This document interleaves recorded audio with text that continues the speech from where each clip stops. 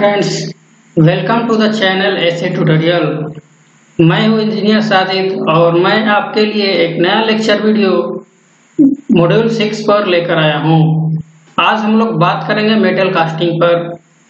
अगर आप इससे पहले के मॉड्यूल्स का वीडियोस नहीं देखे हैं तो मैं चाहूँगा कि आप पहले उनको देख लें ताकि आपको सारे टॉपिक्स वन बाय वन करके क्लियर हो। तो चलिए स्टार्ट करते हैं casting. Now what is casting? Casting is the oldest and still most widely used process. Casting हमारा सबसे पुराना और स्टिल मोस्ट वाइडली यूज, अभी फिलहाल में इसका सबसे ज्यादा यूज किए जाने वाला प्रोसेस है। A process based on property of liquid to take up the shape of the vessel containing it। यह किस प्रॉपर्टी पर बेस्ड है? यह लिक्विड के उस प्रॉपर्टी पर बेस्ड है कि कोई भी शेप का वेसल हम लोग तैयार करेंगे तो लिक्विड जो होगा लिक्विड मेटल उसका शेप गेन कर लेगा। इस प्रॉपर्टी पर मेटल कास्टिंग हमारा बेस्ड है। The cavity of desired shape is made contained in a mold। अब कैविटी जो है हमारा डिजायर्ड शेप का एक खास मोल्ड में तैयार किया जाता है। कैरिड आउट इन फाउंड्री, जिस लैब में हम लोग कास्टिंग को परफॉर्म करते हैं उस लैब को हम लोग फाउंड्री बोलते हैं। तो आप इस टर्म को भी याद रखेंगे और कास्टिंग के डिफिनीशन को भी याद रखेंगे। Now we will see terms associated with casting। जैसा कि आप डायग्राम में देख सकते हैं, ये है कोप, ये ड्रैग, ऊपर ये दोनों फ्लैस्क हैं और ये यूजुअली मेटल के या लकड़ी के बने होते हैं। ऊपर वाले हिस्से को हम लोग कोप कहते हैं और नीचे वाले हिस्से को ड्रैग कहते हैं। वन बाय वन हम लोग इन सभी टर्म्स को डिटेल में पढ़ेंगे। तो आइए सबसे पहले हम लोग व्हाट इज फ्लैस्क से शुरू करते हैं। A moulding flask is one which holds the sand mould intact. Moulding flask वह फ्लास्क है जो सैंड मोल्ड को जकड़ कर रखता है। Depending upon the position of the flask in the mould structure, यह डिपेंड करता है मोल्ड के स्ट्रक्चर पर। It is made up of wood for temporary applications और more generally of metal for long term. यह सामान्य तौर पर लकड़ी का बना होता है, लेकिन ज्यादातर अगर यूज करना है कास्टिंग का तो फ्लास्क हमारा मेटल का बना होता है। जैसा कि यह मेंशन है, for long term the flask is made up of metal. तो आइए हम लोग इस डायग्राम को पुनः रिफर करते हैं। तो जैसा कि मैंने पहले बोला, ये ऊपर वाला हिस्सा हो गया कोप, ये ड्रैग, ये है राइजर, ये है पोरिंग बेसिन जहां से हमारे लिक्विड मेटल को पोर किया जाता है, और ये है स्क्रू, ये है पार्टिंग लाइन जो हमारे कोप और ड्रैग को सेपरेट करता है, ये है रनर और ये है हमारा पैटर्न जो कैविटी यानी कोर को क्रिएट करता है। और इसी के अंदर हमारा इसको रिमूव करने के बाद हमारा जो लिक्विड मेटल है उसे पोर्ड किया जाता है, उसे सॉलिडिफाई करने के लिए छोड़ दिया जाता है और उसके बाद मशीनिंग किया जाता है और हमारा फाइनल जॉब तैयार हो जाता है।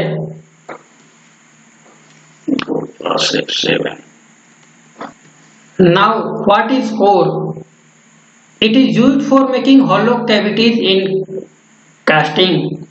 कास्टिंग के अंदर कोर का इस्तेमाल हम लोग हॉलो कैविटी बनाने के लिए करते हैं। जैसा कि मैंने बोला, ये है कैविटी और इसी के अंदर जैसा कि डायग्राम में भी मेंशन है, कोर का इस्तेमाल किया जाता है।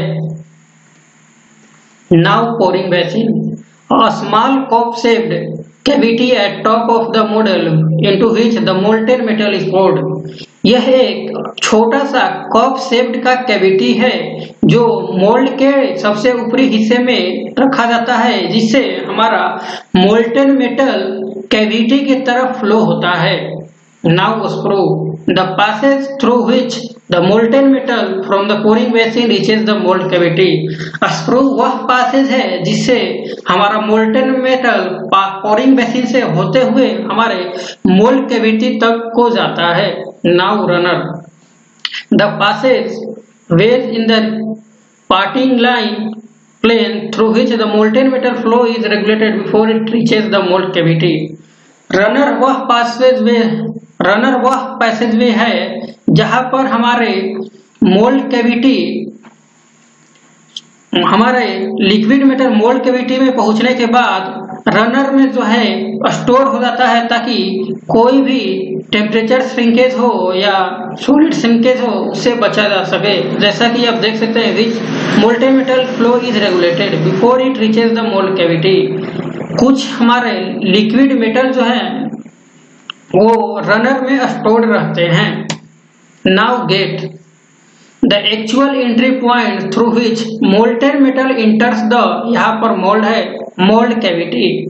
गेट वह एक्चुअल एंट्री पॉइंट है जहां से हमारे लिक्विड मोल्टेन मेटल कैविटी को इंटर करता है।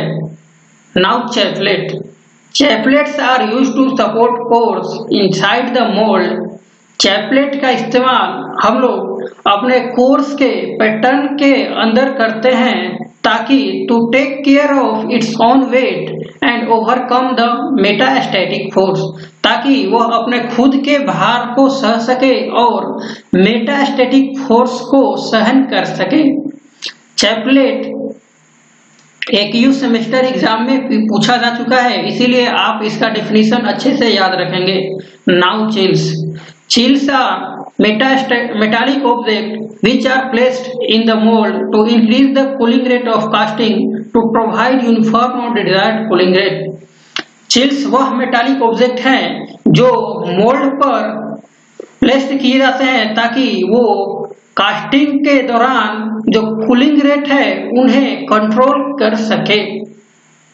Now riser, riser is a reservoir of molten metal in the casting so that hot metal can flow back into the mold cavity when there is a reduction in volume of metal due to shrinkage. जैसा कि मैंने पहले भी बोला, riser is a reservoir of molten metal. हमारे liquid metal जो है, liquid molten metal, वो कुछ तो पैटर्न में कोर में जाती हैं, लेकिन कुछ जो है हमारे राइजर में स्टोर हो जाते हैं, ताकि जब श्रिंकेज के कारण वॉल्यूम मेटल के वॉल्यूम में कोई भी श्रिंकेज के कारण कोई भी कंट्रैक्शन और रिडक्शन हो तो उस समय राइजर से कुछ हमारा मोल्टेन मेटल कोर में फ्लो कर सके और उसके शेप को, एक्यूरेसी को बरकरार रख सके। इसी का काम है, राइजर का यही काम है। Now what is pattern?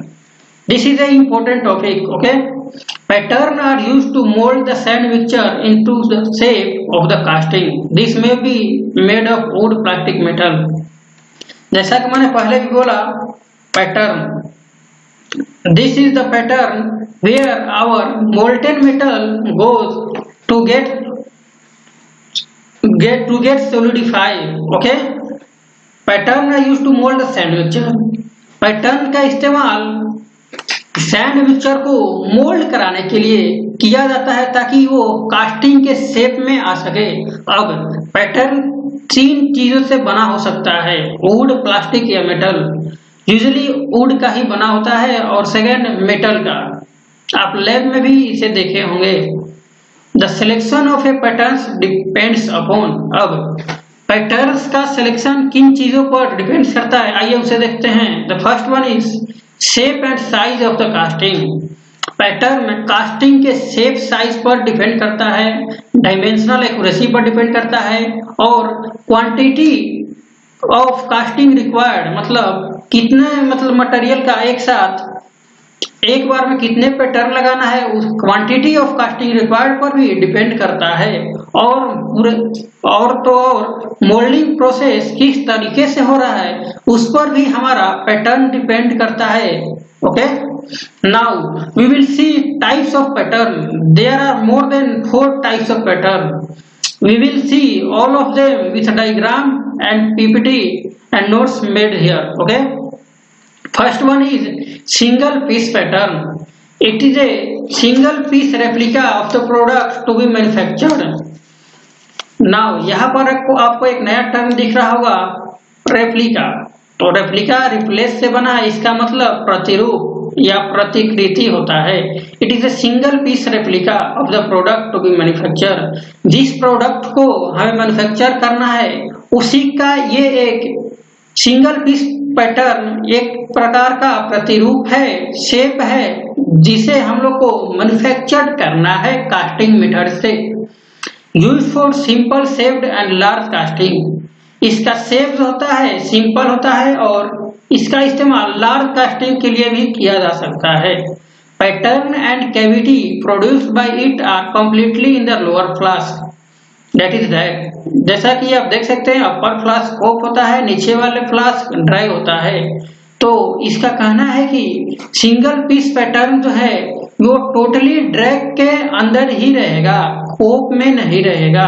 Causes difficulty in making the mould. और ये जो है सिंगल पीस पैटर्न मोल्ड को हमारे बनाने में डिफिकल्टी यानी प्रॉब्लम्स क्रिएट करता है। That is making this casting process is not much easy. Okay, आपको यहाँ पर याद क्या रखना है, इन सभी बातों को आपको यहाँ पर याद रखना है। Another types of pattern is split pattern. Split pattern models the part as two separate pieces that meet along the parting line of the mold. Two parts are aligned by dual pins. देखिए, जब एक से अधिक single piece pattern को dual pin के मदद से हम लोग सिमेट्रिकली अलाइन करेंगे तो उसे स्प्लिट पैटर्न कहते हैं। जैसा कि आप देख सकते हैं उसी बातें को यहाँ लिखा गया है।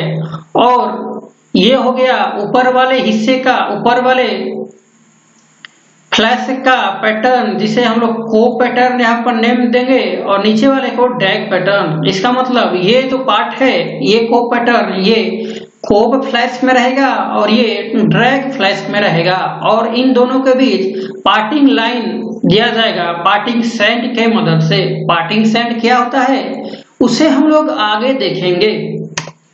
Now loose piece pattern. As per the name, pattern contain more than one loose pattern. नाम के अनुसार इसमें दो या दो से अधिक loose piece pattern होते हैं। Loose piece is used to make removal of pattern easy from mold box.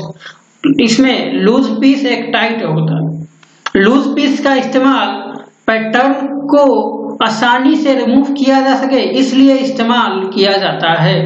Loose piece are attach to main body with the help of dual pins और वायर। और जो लूज पीस है वो pattern के main body से dual pins या wire से attached होते हैं। First main pattern is drawn and then successfully loose piece pattern is drawn. सबसे पहले जो मेन पैटर्न है ये उसे पहले हम लोग ड्रैग से रिमूव करते हैं और उसके बाद लूज पीस पैटर्न है उसे हम लोग रिमूव करते हैं ताकि हमारे मोल्टेन मेटल को इसमें डाला जा सके और इसे सोलिडिफाई करने के बाद हमारा जो फाइनल जॉब है वो तैयार हो सके। Moulding with this pattern is expensive and require more skills. Loose piece pattern का इस्तेमाल करके कास्टिंग करना, मोल्डिंग करना एक्सपेंसिव होता है और इसमें अधिक स्किल की जरूरत पड़ती है। Now match plate pattern, let's see what's this. Similar to a split pattern except that each half of the pattern is attached to opposite sides of a single plate. यह split pattern से similar है लेकिन इसका जो half pattern है वो opposite sides of single plate से attach होता है।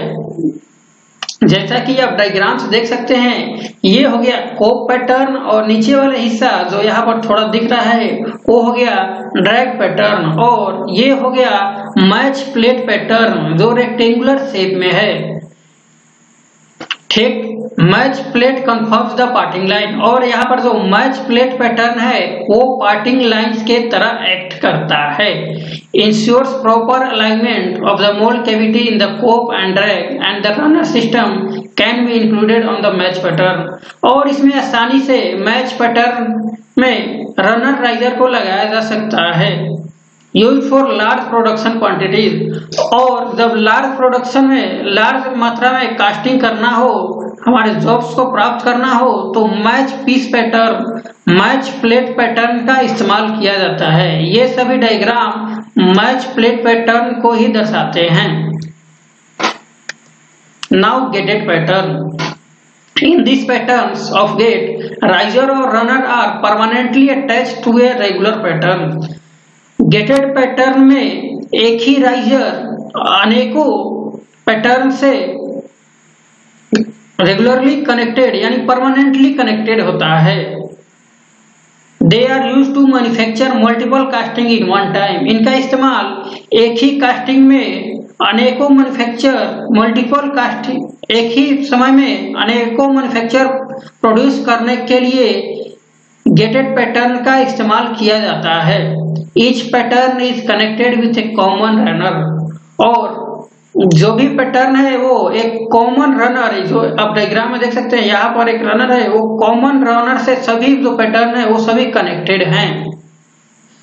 Suitable for pairing small castings and for mass production, ये सुटेबल है स्मॉल कास्टिंग के लिए और मास प्रोडक्शन के लिए। It saves labour and time, और गेटेड पैटर्न से कास्टिंग करने पर लेबर और टाइम्स को इससे बचत होती है। Now we will see cope and drag pattern. It is also one type of pattern and the terms associated with casting. The cope and drag halves of the mold are made separately. Casting process में कोप और drag को separately बनाया जाता है और उसके बाद parting line से दोनों को कोर प्रोवाइड करने के बाद अटैच किया जाता है। It requires accurate alignment by guide and locating pins. उसी बात को लिखा गया है, इट रिक्वायर्स एक्यूरेट अलाइनमेंट। इसमें एक्यूरेट अलाइनमेंट की जरूरत होती है और लोकेटिंग पिन्स की भी आवश्यकता होती है। This types of pattern are used for casting which are heavy and inconvenient for handling and also for continuous production. Cope and drag pattern type का कास्टिंग को वहां पर इस्तेमाल किया जाता है जहां पर हेवी फॉर हैंडलिंग, जहां पर कास्टिंग को हैंडल करना हेवी होता है और इनकन्वीनियंट होता है, और आल्सो वहां पर कंटिन्यूअसली प्रोडक्शन किया जाता है। It is used to produce big size casting. इसका इस्तेमाल बड़े साइज के कास्टिंग को प्रोड्यूस करने के लिए किया जाता है। कोप एंड ड्रैग पैटर्न का इस्तेमाल। नाउ ये फिगर दर्शाता है अनेकों प्रकार के पैटर्न्स को, जैसा कि आप डायग्राम में देख सकते हैं। ये मल्टी पीस पैटर्न है, ये एक पैटर्न हो गया, ये दूसरा पैटर्न हो गया, दोनों पार्टिंग लाइन से अटैच्ड हैं। ये स्वीप पैटर्न हो गया, ये टू पीस पैटर्न हो गया, टू पीस में एक कोप में रहेगा, एक ड्रैग में रहेगा। ये सेल पैटर्न हो गया, ये सेगमेंटल पैटर्न हो गया, ये गेटेड पैटर्न हो गया, जिसमें एक कॉमन रनर और राइजर से ये सभी पैटर्न कनेक्टेड होंगे। ये स्केलेटन पैटर्न हो गया, ये single piece pattern, this one is matched plate pattern, जहां पर कोप पैटर्न होगा और एक ड्रैग पैटर्न होगा, लेकिन बीच में मैच प्लेट होगा। ये है लूज पीस पैटर्न और ये है कोप एंड ड्रैग पैटर्न। ये कोप में होगा, ये ड्रैग में होगा। Now we will see steps required in casting. Casting बनाने में, कास्टिंग को परफॉर्म करने में कौन कौन से स्टेप्स रिक्वायर्ड होते हैं।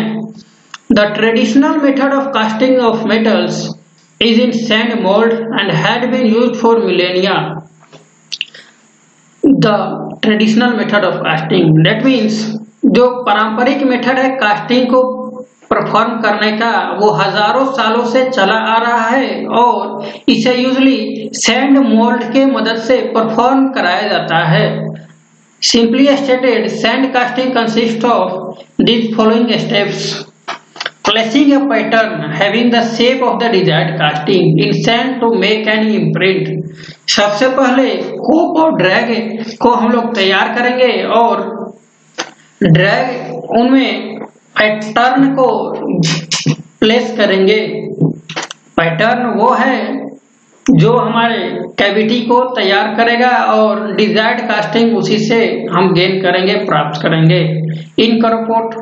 इनकॉर्पोरेटिंग ए गेटिंग सिस्टम, और उसके बाद हम लोग गेटिंग सिस्टम को फॉलो कराएंगे।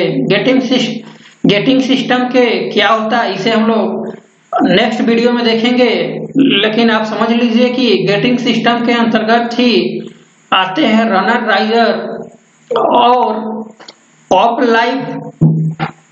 Like cavity and sprue, filling the resulting cavity with molten metal, और जो पैटर्न से जो कैविटी तैयार हुआ उसे मोल्टेन मेटल से थर्ड स्टेप में फिल करना होता है।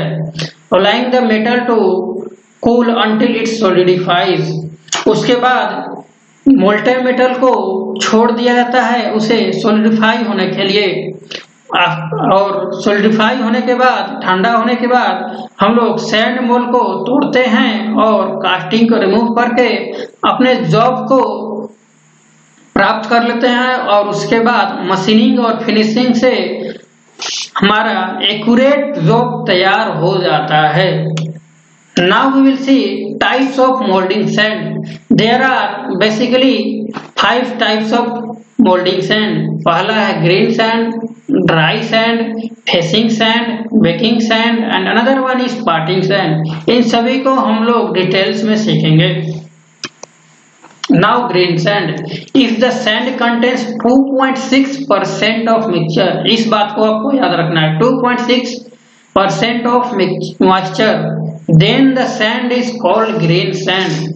जिस सैंड में 2.6% नमी की मात्रा हो उसे ग्रीन सैंड बोलेंगे।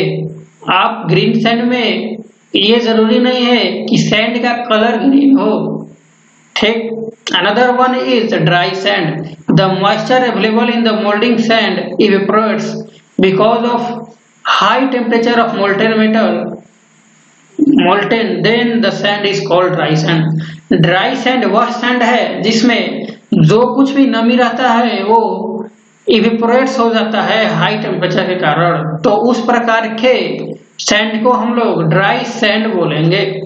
नेक्स्ट है facing sand, the sand which is used near the mould cavity with more clay and fine silica sand. Facing sand वह सैंड है जो हमारे मोल्ड कैविटी के नजदीक यूज होता है, जिसमें अधिक मात्रा में क्ले और फाइन सिलिका सैंड मिक्स्ड होते हैं। Now parting sand, it is pure silica sand used to avoid shrinking of the molding surfaces with other surfaces. यह एक प्योर सिलिका सैंड है जो मोल्डिंग, 2 या 2 से अधिक मोल्डिंग सरफेसेस के श्रिंकेज को बचाता है। पार्टिंग सैंड का इस्तेमाल, जैसा कि मैं एग्जांपल दे सकता हूं कि कोप और ड्रैग को सेपरेट करने के लिए पार्टिंग सैंड का इस्तेमाल किया जाता है। आप इसे लैब में परफॉर्म किए होंगे तो आपको ये अच्छे से क्लियर होगा। Another one is backing sand, sand which is placed at the extreme end of the mould to support the facing sand is known as backing sand. Backing sand वह सैंड है जो हमारे मोल्ड के अंतिम छोर पर इस्तेमाल किया जाता है ताकि वो फेसिंग सैंड को सपोर्ट कर सके। और यहाँ पर मेंशन्ड है already used sand can be used as a backing sand. एक बार इस्तेमाल किए हुए सैंड को हम लोग बेकिंग सैंड की तरह यूज कर सकते हैं। Now we will see composition of moulding sand. इसे भी आपको याद रखना है, दिमाग में बैठा लेना है, ये एग्जाम में ऑब्जेक्टिव में पूछा जा चुका है।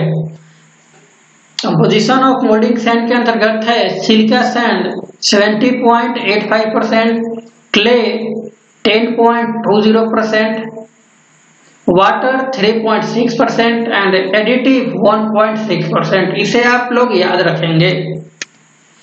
Now we will see important terms, allowance, types of pattern allowance. Allowance are provided to the pattern and the core boxes. जो कैविटी में कोर बॉक्सेस होते हैं और जो पैटर्न होते हैं उनमें अलाउंस यानी छूट दिया जाता है। Some of the common types of allowance are this. ये 5 प्रकार के सबसे इम्पोर्टेंट अलाउंस है। इन सभी को हम लोग डिटेल्स में देखेंगे। ये सभी इनमें से श्रिंकेज के बारे में एग्जाम में पूछा जा चुका है, इसीलिए आप लोग इसे बिल्कुल स्किप ना करें, अच्छे से समझे। श्रिंकेज को हम लोग कॉन्ट्रैक्शन अलाउंस भी कहते हैं। अनदर है ड्राफ्ट या टेपर अलाउंस, मशीनिंग और फिनिश अलाउंस, डिस्टोर्शन और camber allowance, and another one is wrapping allowance. Now shrinkage means contraction of metal on solidification. Shrinkage का मतलब होता है मेटल का सिकुड़ना। सोलिडिफिकेशन होने के बाद मेटल सिकुड़ जाता है, उसी को श्रिंकेज बोलते हैं। उसी से वो बचाने के लिए हमें श्रिंकेज या कॉन्ट्रैक्शन अलाउंस प्रोवाइड किया जाता है। All metals shrink after solidification. सभी मेटल्स सोलिडिफिकेशन के बाद श्रिंक यानी सिकुड़ते हैं, except grey cast iron that expands on solidification. यहाँ पर एक्सेप्शन है ग्रे कास्ट आयरन जो एक्सपेंड्स ऑन सोलिडिफिकेशन पर एक्सपेंड होता है। It is expressed in mm per metre और श्रिंकेज अलाउंस को mm पर मीटर्स में दर्शाया जाता है। Shrinkage allowance differ from material to material. यह मटेरियल टू मटेरियल वेरी करता है। यह एक पॉजिटिव प्रकार का अलाउंस है। और श्रिंकेज या कॉन्ट्रैक्शन अलाउंस के अंतर्गत 2 प्रकार के श्रिंकेज आते हैं। पहला है लिक्विड या सॉलिडिफिकेशन श्रिंकेज और अनदर है सॉलिड श्रिंकेज। लिक्विड और solidification shrinkage can be compensated by providing the riser. ये राइजर को प्रोवाइड करने से लिक्विड या सॉलिडिफिकेशन श्रिंकेज को कॉम्पेंसेट किया जा सकता है। These are expressed at percentage of shrinkage volume of the material. यह मटेरियल के श्रिंकेज वॉल्यूम के परसेंटेज में एक्सप्रेस किया जाता है। Another one is solid shrinkage which can be compensated by increasing the size of the pattern in the form of the shrinkage allowance. Shrinkage allowance के form में pattern को size को increase करके solid shrinkage को compensate किया जा सकता है। These values are expressed in terms of linear dimension और सॉलिड श्रिंकेज को लीनियर डायमेंशंस के टर्म में एक्सप्रेस किया जाता है। आइए हम लोग डायग्राम से समझते हैं श्रिंकेज अलाउंस को। ये सभी टर्म्स को आप लोग याद रखेंगे। द डिस्टेंस बिटवीन और the time taken between pouring temperature and freezing temperature is called total solidification time, and the time between where freezing begins and freezing complete is known as local solidification time. As you can see in the graph, from here our contraction starts, and here is the pouring temperature, and here is liquid cooling. Here liquid, our molten metal starts its solidification, where that is here is written also liquid cooling, and यहाँ पर हमारा freezing begins होता है और यहाँ पर freezing complete होता है और यहीं पर हमारा freezing temperature होता है और उसके बाद फिर solid cooling होने लगता है। ये बेसिकली एक डायग्राम है श्रिंकेज अलाउंस का। Now we will see draft और टेपर अलाउंस। यह एक अनदर प्रकार का पैटर्न अलाउंस है। Taper provided by the pattern maker on all vertical surfaces of the pattern so that it can be removed from the sand without tearing away the sides of the sand mold. Taper provided by the pattern maker. Pattern allowance जो है pattern पर pattern जो बनाते हैं वही देते हैं ताकि हमारे पैटर्न्स को मोल्ड को बिना टियर किए बिना तोड़े आसानी से रिमूव किया जा सके। Inner details of the pattern require high draft than outer surface।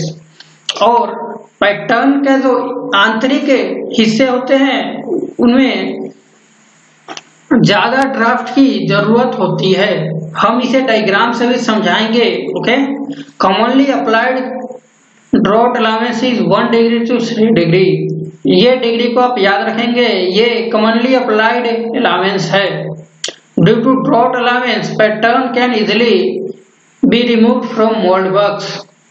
और ड्रॉट अलाउंस के कारण हमारा जो पैटर्न है वो मोल्ड बॉक्स से इजिली रिमूव हो जाता है। यहाँ पर दर्शाया गया है एक प्रकार के पैटर्न को, जैसा कि आप डायग्राम में देख सकते हैं। ये दोनों पैटर्न है और ये पार्टिंग लाइन है। तो आपको डायग्राम से क्लियर होगा कि ये एक ग्लास के शेप जैसा दिया गया है और बाद में ये इस प्रकार में टर्न हो जाता है। सॉलिडिफिकेशन के बाद ये इस प्रकार में टर्न हो जाता है। हमारा फाइनल जॉब जो है यही है, लेकिन ड्राफ्ट और टेपर अलाउंस ये कहता है कि x = h tan थीटा, उसके इस नियम के अनुसार पैटर्न को प्लेस किया जाएगा और बाद में हमारा रिक्वायर्ड शेप यानी इसके अनुसार वह शेप में आ जाएगा। The amount of draft depends upon, अब ड्राफ्ट अलाउंस किस चीज पर डिपेंड करता है? The length of the vertical side of the pattern to be extracted.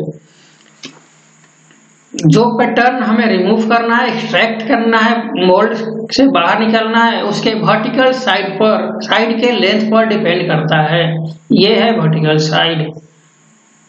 The intricacy of the pattern, यानी पैटर्न इंट्रिसिटी मीन्स कठिनता। पैटर्न कितना मतलब कॉम्प्लेक्स है, इजी है या कॉम्प्लेक्स है, उसको रिमूव करना मोल्ड से, उस पर भी हमारा टेपर अलाउंस डिपेंड करता है। और मेथड ऑफ मोल्डिंग और पैटर्न मटेरियल यूज, इन दोनों टर्म्स पर भी हमारा टेपर या ड्राफ्ट अलाउंस डिपेंड करता है। तो आप डायग्राम से देख सकते हैं ये पैटर्न है और यार x = tan थीटा, ये x हो गया, ये h हो गया, ये theta. x = h tan theta, इस रूल के अनुसार हमारे पैटर्न को प्लेस किया जाता है। ड्राफ्ट और taper allowance is provided for easy removal of pattern without damaging mould. और ड्राफ्ट अलाउंस का मुख्य उद्देश्य यही है कि हमारे जो पैटर्न है वो मोल्ड को डैमेज किए बिना आसानी से पैटर्न को रिमूव किया जा सके।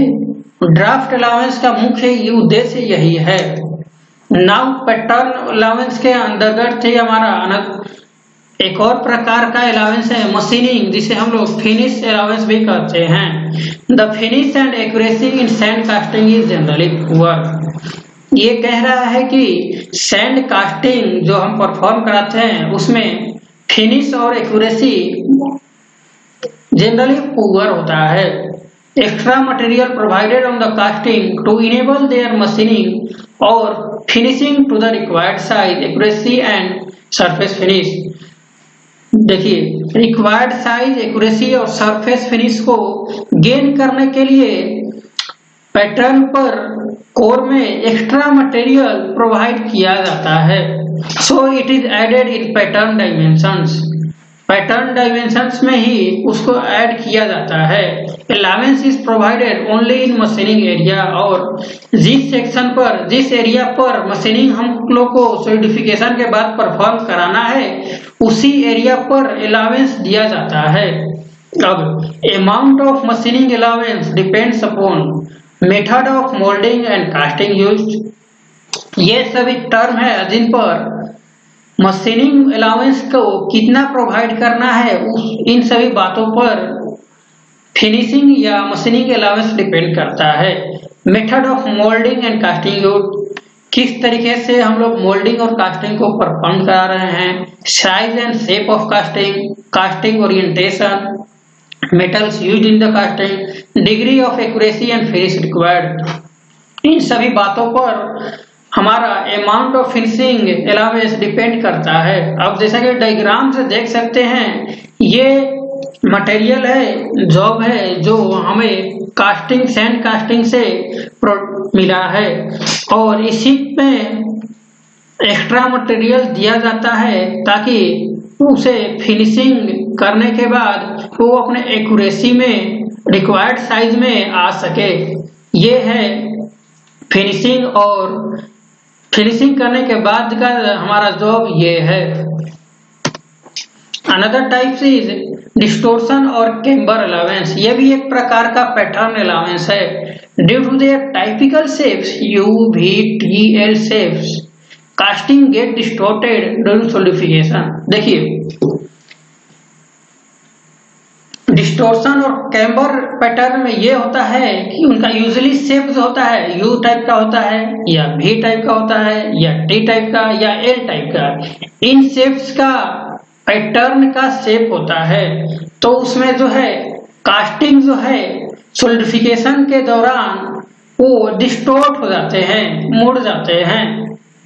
Okay, distortion is observed in irregular casting so that it shrink in uneven manner। असमान तरीके से श्रिंकेज होने के कारण कास्टिंग जो है हमारा इरेगुलर हो जाता है। Distortions are caused by internal stresses, और डिस्टोर्शन जो है इंटरनल स्ट्रेस से उत्पन्न होते हैं, which are generated on account of unequal cooling of different sections of casting। Another reason है डिस्टोर्शन या अलाउंस प्रोवाइड करने का कि हमारा जो पैटर्न होता है वो असमान कूलिंग, डिफरेंट शेप्स पर असमान कूलिंग होने के कारण वो डिस्टोर्ट हो जाते हैं। इसीलिए डिस्टोर्शन या कैम्बर अलाउंस को प्रोवाइड करना पड़ता है। टू अवॉइड, ये उसी बात को यहाँ लिखा गया, टू प्रोवाइड दिस डिस्टोर्शन, इस प्रकार के टेढ़ेपन को बचने के लिए हम लोग डिस्टोर्शन अलाउंस को प्रोवाइड करते हैं।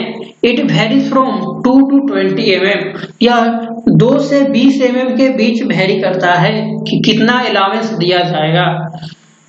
अब डायग्राम से समझिए, ये हमारा रिक्वायर्ड शेप है कास्टिंग का और ये है डिस्टोर्टेड कास्टिंग जो अनइवन कूलिंग या इरेगुलर सॉलिडिफिकेशन से ये डिस्टोर्टेड हो गया है। यानी आप देख सकते हैं ये रिक्वायर्ड है और ये शेप में चेंजेस ला दिया है। तो इससे बचने के लिए और इससे प्राप्त करने के लिए हम लोग करते क्या है, इस प्रकार के कैम्बर्ड यानी बीच में हल्का मुड़ा हुआ, कैम्बर मतलब होता है to curve upwards in the middle. आप देख सकते हैं यहाँ पर जो पैटर्न है उसमें थोड़ा सा पैटर्न ऊपर की तरफ कर्व कर दिया जाता है ताकि उसमें डिस्टोर्शन होने के बावजूद भी हमारा जो रिक्वायर्ड शेप का कास्टिंग हो उसमें वो प्राप्त हो सके। तो इसी को बोलते हैं cast distortion allowance. Another allowance है रैपिंग अलाउंस या shake allowance. Before the withdrawal of the sand mold, the pattern is wrapped all around the vertical faces to enlarge the mold cavity slightly, which facilitates its removal। देखिए, ये कह रहा है कि sand mould को shake किया जाता है। पर जब हम लोग पैटर्न को रिमूव करते हैं तो रिमूव करने से पहले हम लोग सैंड मोल्ड को शेक करते हैं यानी हिलाते हैं along it's around the vertical faces के अलोंग शेक करते हैं और मोल्ड कैविटी जो है वो इनलार्ज हो जाता है और उस आसानी से हमारा पैटर्न रिमूव हो जाता है। When pattern is wrapped, mold cavity is enlarged। और जब हम लोग पैटर्न को रैप्ड करते हैं, रैप्ड मीन्स शेक्ड, तो हमारा मोल्ड कैविटी इनलार्ज हो जाता है। To account for this increase the pattern size is reduced. इस इंक्रीज से बचने के लिए पैटर्न का साइज को रिड्यूस कर दिया जाता है। This allowance is important in large size casting and precision casting. Large size casting और प्रिसीजन कास्टिंग में रैपिंग अलाउंस इम्पोर्टेंट है।